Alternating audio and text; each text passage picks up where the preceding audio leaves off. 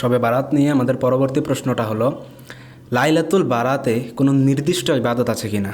বা সচরাচর আমরা দেখি লাইলাতুল বারাতে কিন্তু নফল ইবাদত করা হয়, নফল নামাজ আদায় করা হয়। তো এই নফল নামাজ আমরা কি জামাত সহকারে আদায় করতে পারবো?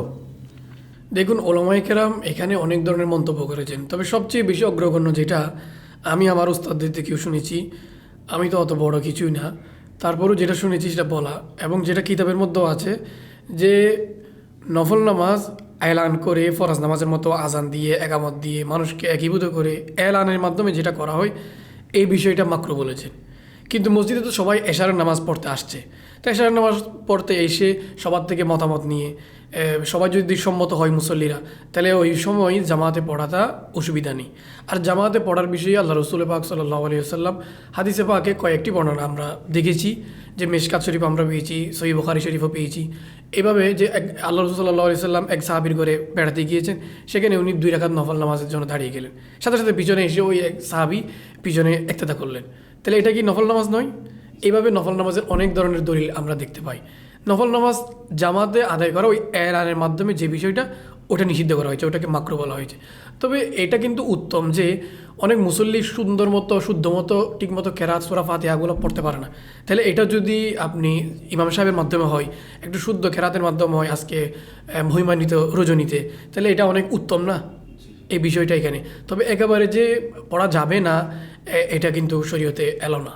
আর আপনি যে বিষয়টি বললেন যে শবে বরাতের রাতে কোনো নির্দিষ্ট ইবাদত আছে কি না, আসলে নির্দিষ্ট ইবাদত বলতে নফল ইবাদতের মধ্যে কোনো নির্দিষ্ট ইবাদত নেই। নফল ইবাদত যে যার সামর্থ্য অনুযায়ী যতক্ষণ করতে পারে, যে যত বেশি করে আল্লাহকে রাজি করতে পারে, এটা সবচেয়ে বড় বিষয়।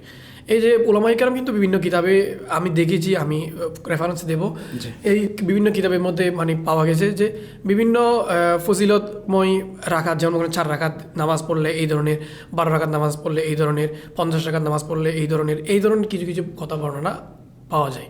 তাহলে এই ধরনের নির্দিষ্ট বলতে কোনো নেই। নফল ইবাদত অহরহ আপনি করতে পারবেন সারা রাত জেগে, এটা নফল নামাজের জন্য, নফল ইবাদতের জন্য। আর সবচেয়ে নফল ইবাদত বলে রাখা দরকার যে সবচেয়ে নফল ইবাদত উত্তম কোরআন তেলাওয়াত। কোরআন তেলাওয়াত সবচেয়ে নফল ইবাদতের মধ্যে অগ্রগণ্য। বাকি আপনি নামাজ দোয়া পড়েন, এভাবে আপনি সারা রাত অতিবাহিত করেন। নির্দিষ্ট ইবাদত বলতে কিছু নেই, সারা রাত ইবাদত করা এবং পরের দিন আল্লাহ রসুলের হাদিসে পাক অনুযায়ী, হাদিসে পাকে তো এটা এইভাবে বলা হয়েছে যে শবে বরাতের রাতে আল্লাহ তাআলা বান্দাদেরকে ডেকে বলেন যে তোমরা কার কি বিষয় আছে, রিজিক চাবার আছে, কোনো সমস্যার সমাধান চাওয়ার আছে, আজকে সব কিছু করে দেবো। আজকে আল্লাহর রহমতকে একেবারে নিকটবর্তী করে দেওয়া হয়েছে। হাদিসে পাকে আল্লাহ রাসূল সাল্লাল্লাহু আলাইহি ওয়াসাল্লাম ইরশাদ করেছেন, যে ব্যক্তি সারা রাত জেগে ইবাদত করলো শবে বরাতে এবং সারাদিন রোজা রাখলো, তাহলে এই যে ইবাদতের মধ্যে গণ্য হলো, আল্লাহ তাআলা তার পূর্ববর্তী সকল ধরনের গুনাহ ক্ষমা করে দেবেন এবং ভবিষ্যতের জন্য সওয়াব লিপিবদ্ধ করে দেবেন। এই ধরনের অহরহ হাদিসে পাকের মধ্যে অনেক অনেক বর্ণনা করা হয়েছে।